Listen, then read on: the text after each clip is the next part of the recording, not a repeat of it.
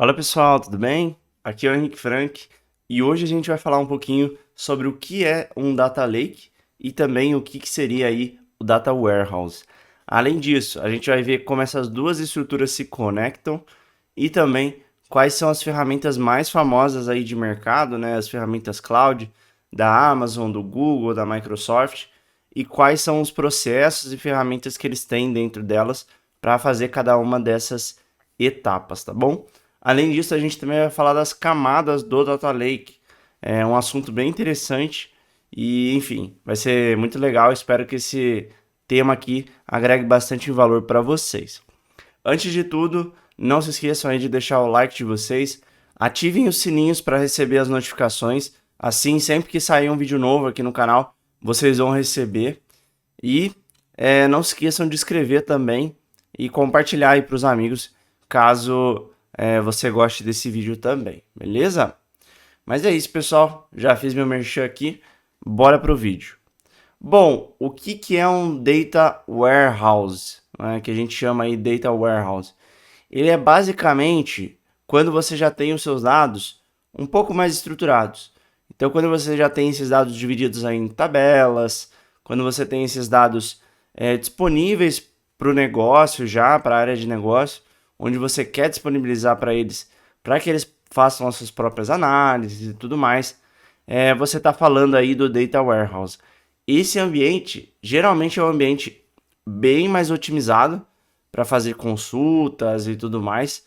Os dados estão bem mais limpos, bem tratados, muito mais organizado do que se a gente falar aí nas primeiras camadas do Data Lake. E ele é uma solução onde você vai ter todos os dados aí da companhia, né, de maneira teórica, de maneira ideal, e esses dados vão prover aí de diversas fontes, né? Então, diversos sistemas, sistemas legados, APIs, bancos de dados, qualquer fonte de dado aí que exista, você pode conectar aí e após ter um bom tratamento desses dados, esses dados vão cair pro Data Warehouse, tá bom? E qual que é a função do Data Lake? Ele é basicamente uma etapa antes, né? Quando a gente fala Data Lake, parece que assim, já dá uma impressão que são muitos dados, que tem um lago de dados, né? Sendo estruturados ou não, sendo semi-estruturados. A gente já falou especificamente aqui no outro conteúdo do canal a diferença de cada um desse tipo de dado, né? Mas os estruturados aí você tem as tabelas ali com colunas e linhas. Os semi-estruturados você tem, por exemplo, um XML, um JSON. E os não estruturados você tem, por exemplo, uma imagem, um áudio, um arquivo de texto. Então, cada um desses tipos de dados você precisa de um tratamento específico, tá?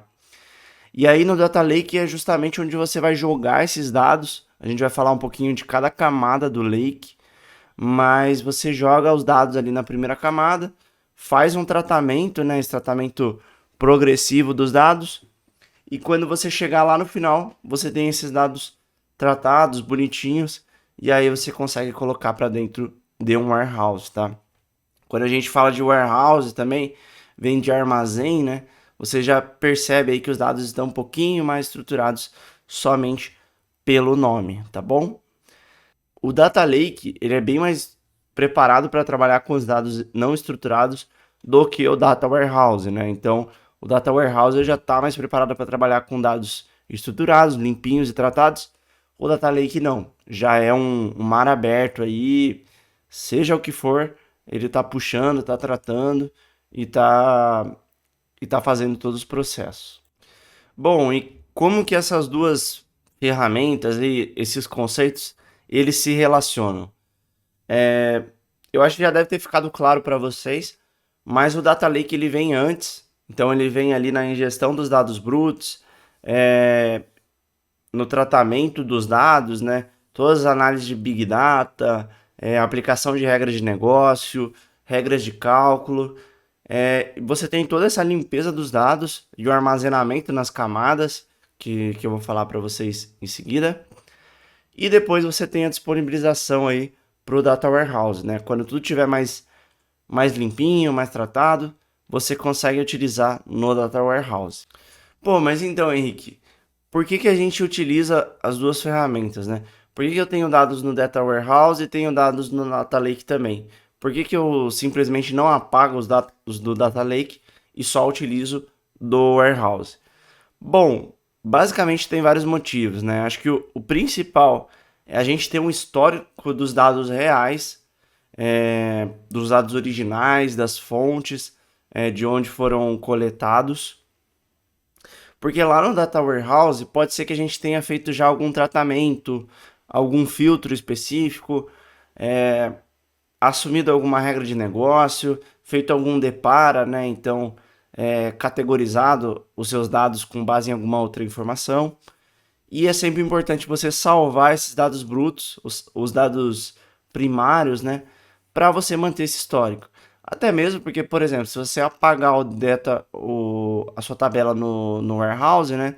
Você tem que ter algum outro lugar onde você vai conseguir consumir essa informação novamente.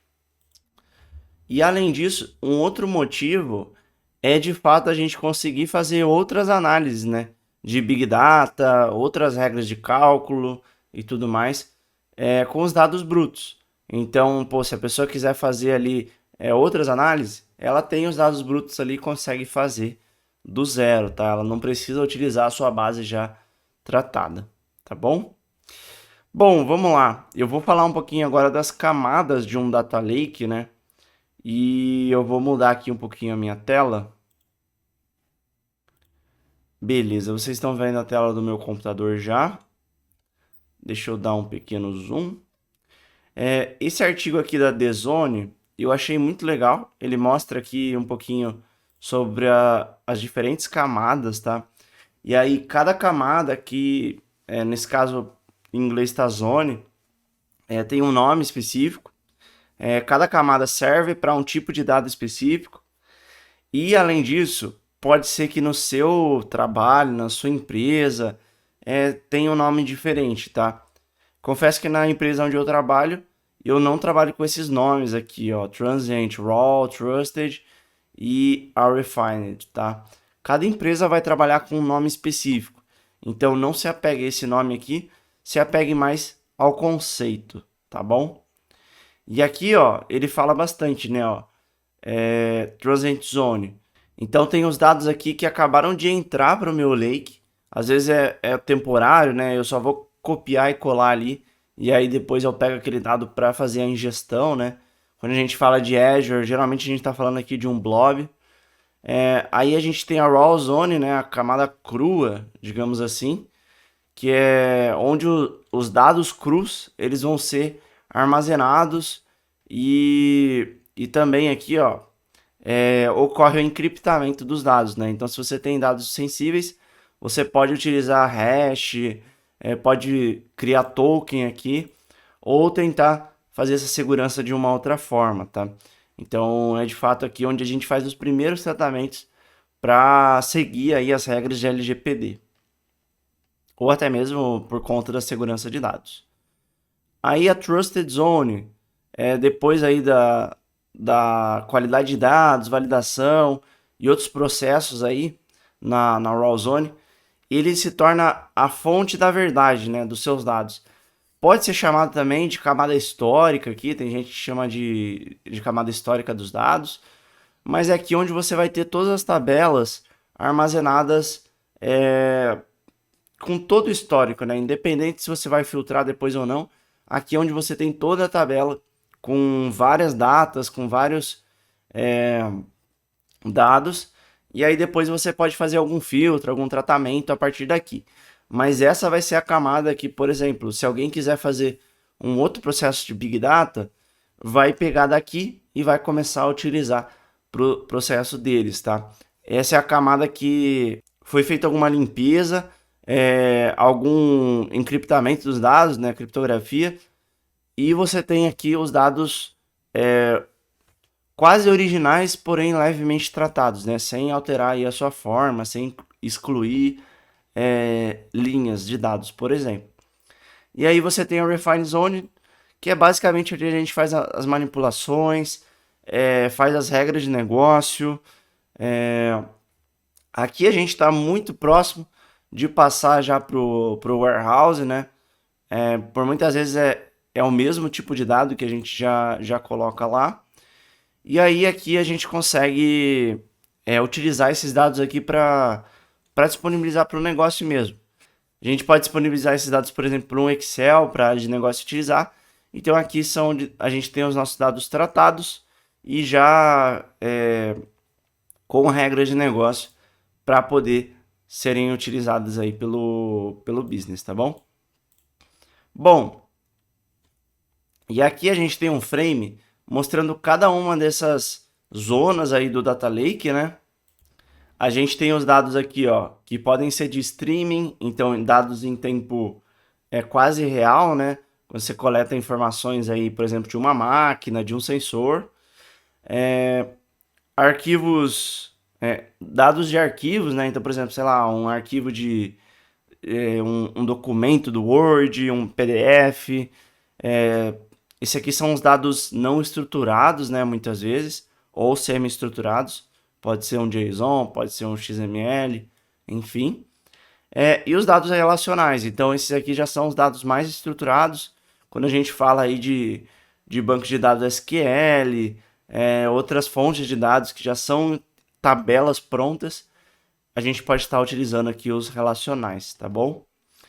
E aí, quando a gente fala das zonas do Data Lake, a gente está falando aqui, ó, a Transient Zone, que é a ingestão, o tagueamento, né? Então, você classificar os seus dados, mudar o nome das colunas, de fato, colocar ali um rótulo, né, sobre o que representa aquela informação e catalogar, né? Depois disso, tem a Raw Zone, onde você aplica aí os metadados, protege informações sensíveis, né, atributos sensíveis. E aqui quando a gente fala de metadados, são os dados sobre os próprios dados, tá? Então, por exemplo, para informar aí o que é determinada coluna, às vezes fazer alguma definição de esquema, enfim, uma série de metodologias aí que você pode aplicar em cima dos próprios dados. Além disso, a gente tem a Trusted Zone com o Data Quality e o Data Validation. E aí a gente tem aqui a Refined Zone com os dados aí prontos para automação ou também até mesmo o enriquecimento dos dados, o tratamento dos dados e a elaboração aí de regras de cálculo, né, regras de negócio. Além disso, por fim, a gente chega aqui nos sistemas de consumo, né? Então, os sistemas aí que a área de negócio vai utilizar. Seja o catálogo dos dados, e aqui pode ser num data warehouse, ferramentas de preparação de dados, ferramentas de visualização dos dados, né? Então, plugar aí num Power BI, num Google Data Studio, ou até mesmo disponibilizar esses dados para outras fontes, né? Então, esses external connectors. Pode ser que eu pegue esses dados e queira disponibilizar via uma API para que seja consumida por uma outra pessoa, pelo meu público externo, e aí eu consigo fazer essa conexão também, tá? Então, com os dados todos prontos, aí você define para onde que vai ser enviado esse dado, qual que vai ser a utilização, e aí você cria a ferramenta que vai fazer essa ponte.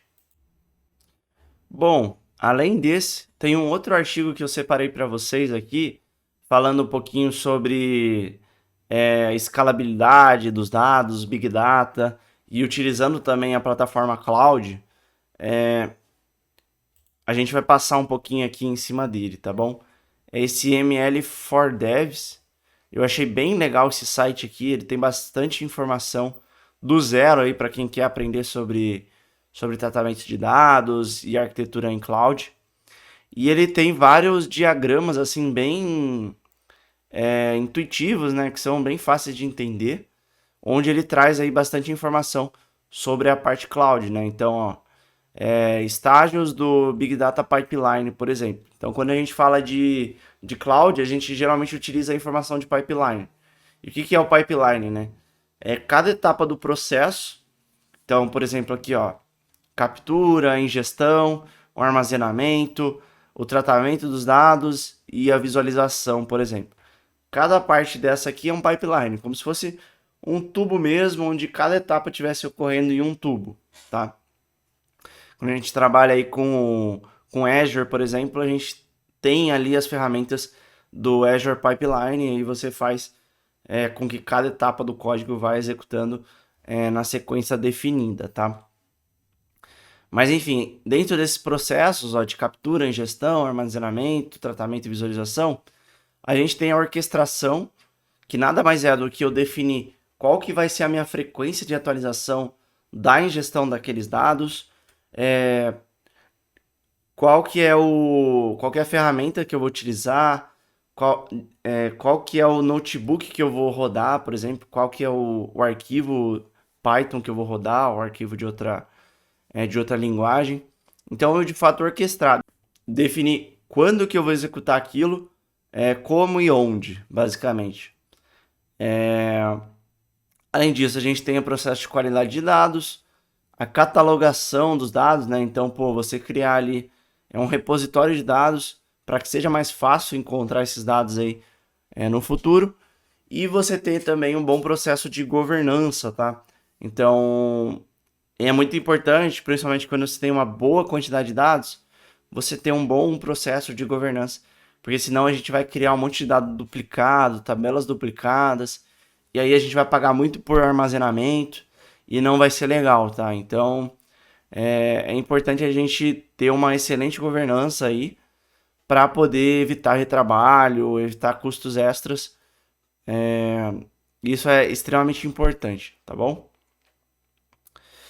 Bom, vamos lá. Deixa eu descer um pouquinho. Tá. Aí ele mostra um pouquinho aqui qual que é a arquitetura desse pipeline, né, de Big Data. Então, a arquitetura mais comum aqui é você ter informações do celular, de aplicativos web, de microserviços, IoT. Você ter, por exemplo, batch data, né? Então, arquivos em lote.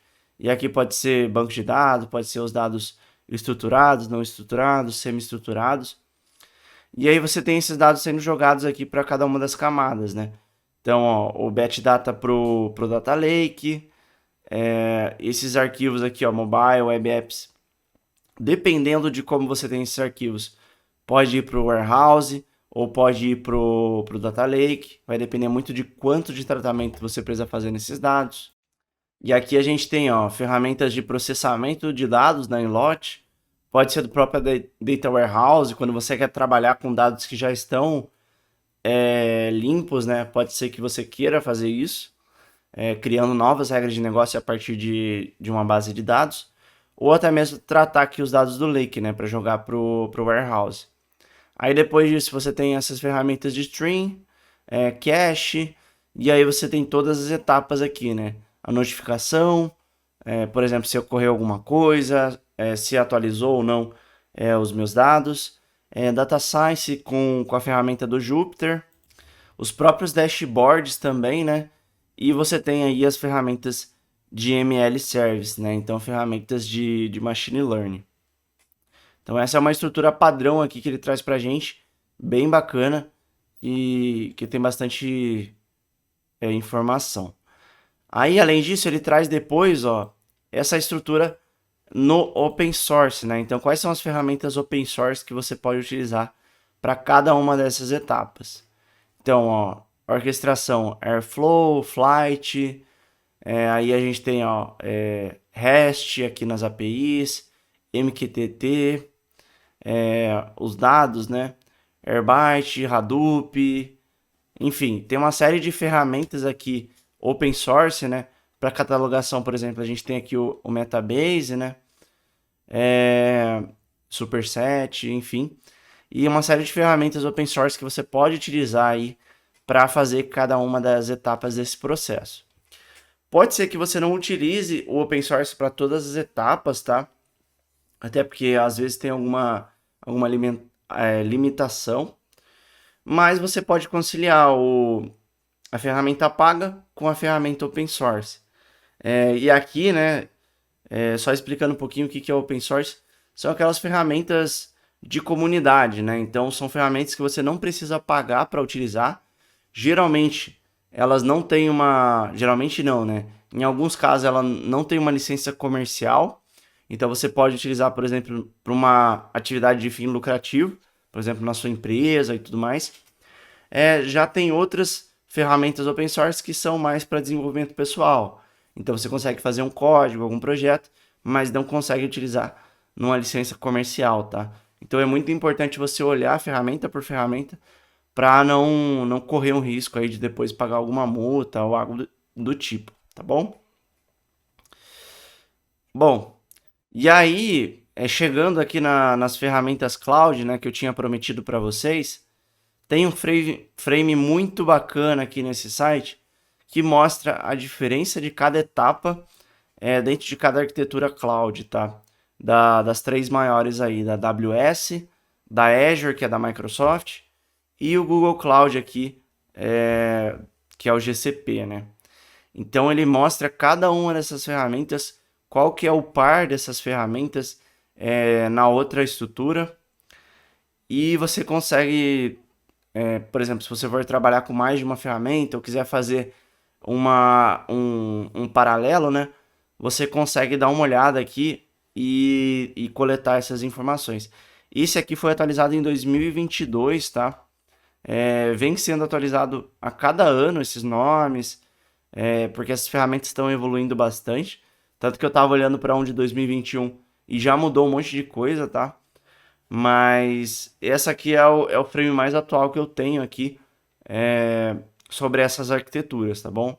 Aí se vocês quiserem dar uma olhada também, eu recomendo pesquisarem, seja nesse site aqui, né? É o Satish Chandra Gupta, porque ele traz atualizações aí anuais, tá? Então tinha atualização de 2021, agora tem atualização de 2022. Pode ser que ele pare de atualizar, né? Mas é uma fonte de informação interessante aqui, tem bastante coisa legal, tá? Mas enfim, ó, se a gente for fazer um paralelo, né, com aquelas arquiteturas que a gente viu aqui em cima, por exemplo, essa aqui ou essa aqui, a gente tem essas ferramentas aqui, ó, para cada uma das funções, né? Então, por exemplo, ó, AWS, orquestração, a gente tem o Data Pipeline, Managed Airflow, aí para o catálogo a gente tem o Glue, né? O Glue é essa ferramenta aí de tratamento de dados da AWS, que é o Glue ETL.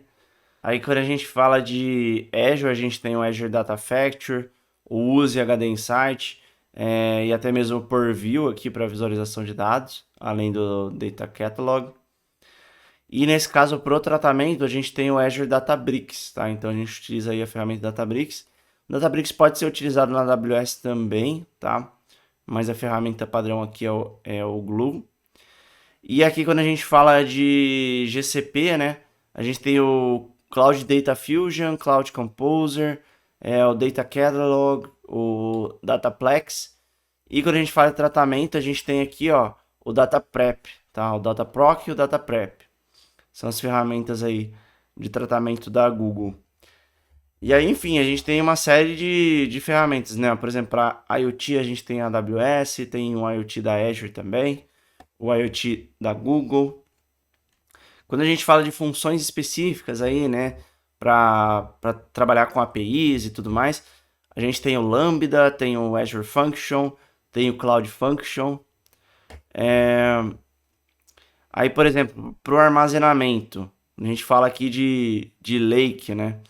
A AWS ela chama de S3, essa ferramenta que eles têm, que são 3 camadas aí. Na Azure a gente tem o Azure Data Lake, que é o que a gente estava falando, né? No GCP a gente tem o Cloud Storage. E para fazer as pesquisas aí, ó, a gente tem o BigQuery, o Synapse e o Redshift, tá? Então a gente tem aí essas ferramentas separadas. E aí quando a gente vai falar aqui de utilização dos dados, né? A Azure, ela é bem legal, tem o Azure ML, tem o Power BI, Azure Function para você disponibilizar talvez numa API de saída. Tem as notificações também. E aí no Google Cloud a gente tem, ó, as notificações, né? Cloud Messaging, o Vertex AI, que é o concorrente aqui do Azure ML. A gente tem também o Looker e o Cloud Function também, tá? Então, bem parecido aqui, ó. Tem a função de entrada, tem a função de saída. Aqui no Azure, no AWS também, ó. Tem o Lambda de entrada e o Lambda de saída. Aqui no GCP a gente tem também a ferramenta lá do Data Studio, né? Então, o Google Data Studio tá dentro aqui desse Looker. O AWS a gente fala aqui, ó, SNS, SageMaker, Quick Insight e o próprio Lambda, tá? Então são os paralelos que a gente tem aí para cada uma das ferramentas. E assim, quando a gente fala de Lake aqui, ó, que a gente está falando da Azure, na Azure tem esse nome específico, tá? Mas a AWS também acaba sendo um Lake, o S3 que eles utilizam. O GCP, que é o Cloud Storage, também acaba sendo um Lake.